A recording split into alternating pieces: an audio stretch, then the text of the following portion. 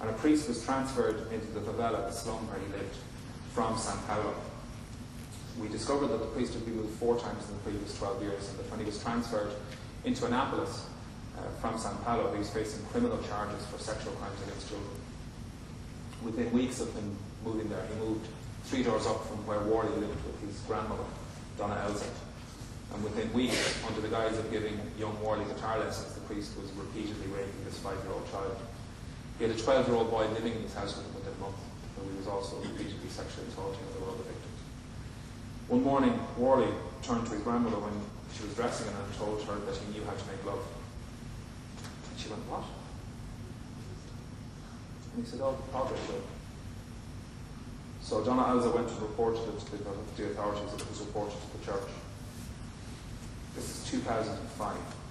4 years after Cardinal Joseph Ratzinger, now Pope Benedict XVI, wrote to every bishop in the world to tell them that every case of the sexual abuse of a minor by a priest was to be reported to his department, the Congregation for the Doctrine of the Faith, which would continue to have exclusive competence. Continue to have, not would have, would continue to have exclusive competence for how cases were to be dealt with. So, 2001 he wrote that letter. 2005 this priest is transferred to Annapolis from Sao Paulo, despite the fact that he's facing criminal charges. When Donna Elsa spoke out, she was condemned by the bishop as a liar.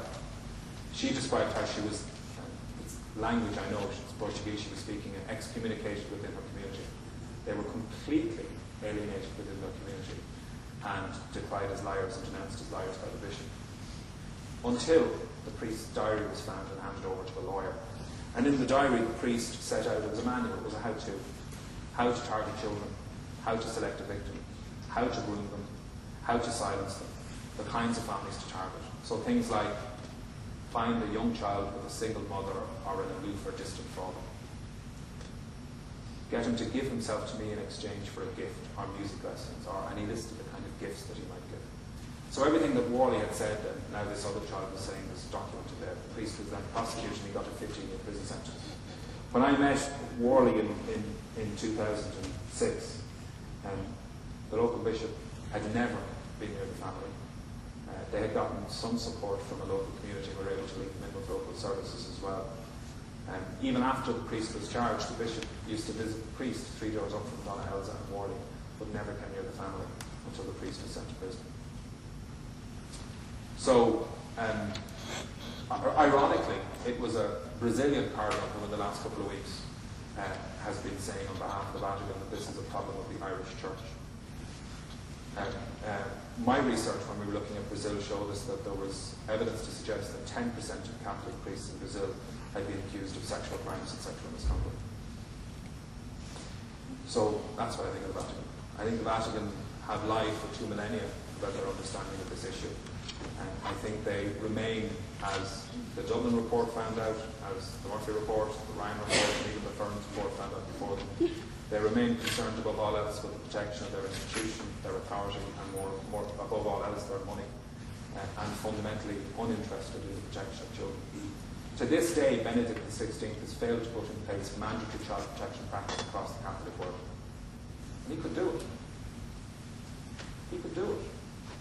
The only policy that exists within the church that's mandatory, that's written in church law, so mandatory within church, is policy from, updated policy that's been there across the millennia, as I said. And the earliest reference I found to pedophilia within the Catholic Church was from the 1st century AD, when the Bishop of Athlone described pederasts as foes of Christianity. If you want to track it forward from then, and this is all in this as well, but if you want to track it forward from then, you'll see references right across the ages. From attempts to force the church to confront this, and even attempts by the church to confront the reality of this at times.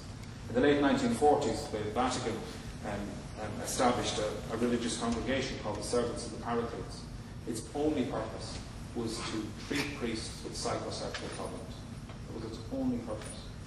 By the 1950s, the head of that congregation was warning bishops that to simply transfer priests who had sexually offended against children and who had received treatment to new parishes was to grant them green pastures, and I'm quoting, to grant them green pastures within which they could continue on with their wanton activities. So by the 1950s, the Catholic Church at a global level understood a number of things. It understood the nature of pedophilia, it understood the psychosexual components of pedophilia, It understood the notion of psychological treatment of paedophilia. It understood recidivism. It was being warned about recidivism. And it did nothing to prevent it. Nothing. In the mid-1980s, the Archbishop McNamara of Dublin consulted a senior counsel asking for advice about the Church's liabilities in civil or criminal law in cases of the rape of children by priests. The advice that he got from the senior counsel was that they had certain responsibilities in criminal law, but that they would also face financial liabilities should they be sued by victims of paedophile priests in the future. What did the Archbishop do? Did he put in place child protection measures? Put in place an insurance policy. He took out insurance to protect the wealth of the Archdiocese should they ever be sued in the future. Within 3 years, every diocese in Ireland had taken out the same insurance. And dioceses right across the world have done exactly the same thing. Just to track that forward, for many of you who won't have necessarily been aware of this when it was unrolling at the time, right up until 5 years ago, the Church was telling us that it didn't, like the rest of society, it didn't understand that such things were even possible. It didn't understand the nature of child abuse, that priests could do such a thing. It's at times, and it's repeated it recently, Vatican church people have said, senior Vatican people have said, that this is about the decadence and corruption of Western society which has now infected even the priesthood. That it's about homosexuals in the priesthood. Huge comfort to the many, many tens, if not hundreds of thousands of girls and women who have been sexually assaulted by priests across the world, I'm sure. And huge insult to the men who have been abused and assaulted by priests across the world, some of them themselves, like myself, happen to be here. The Vatican's response to this, the Church's response to this, is what it has always been. It's to deny, it's to dodge, it's to avoid, it's to cover up, and it's to fail to act. Anybody else? An uplifting question, maybe. Do you think the state have how do I put it? They've contributed to that hugely. They haven't protected people in the Church. The Church are one element of it, but the state have hugely not taken responsibility. I mean, the Ryan report talked about deference. Talked about how the Department of Education and Science and officials within the department showed deference to the religious congregations who were running institutions, industrial schools and orphanages and other institutions in which abuse happened.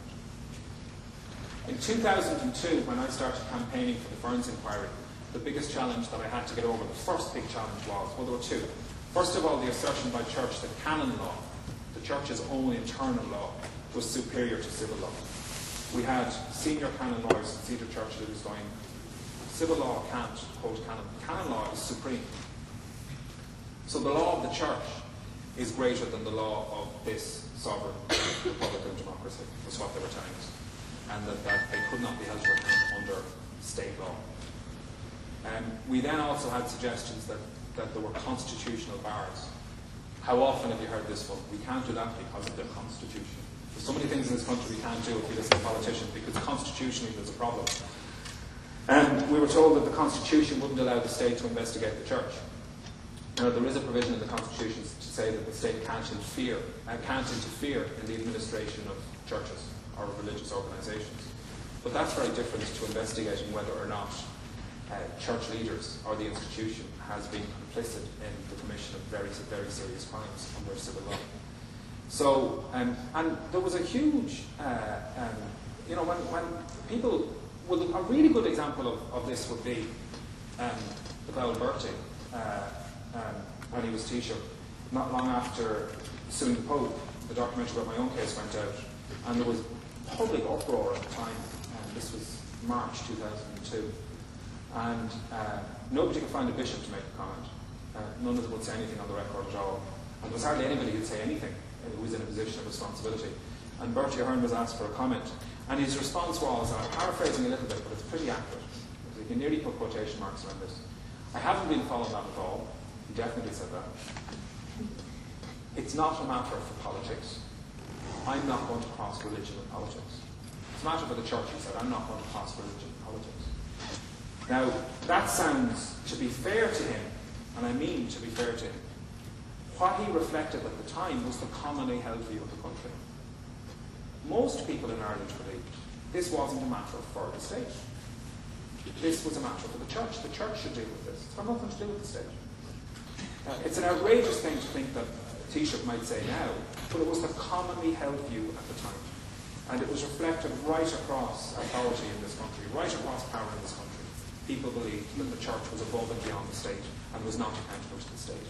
And that's the situation that we had collectively tolerated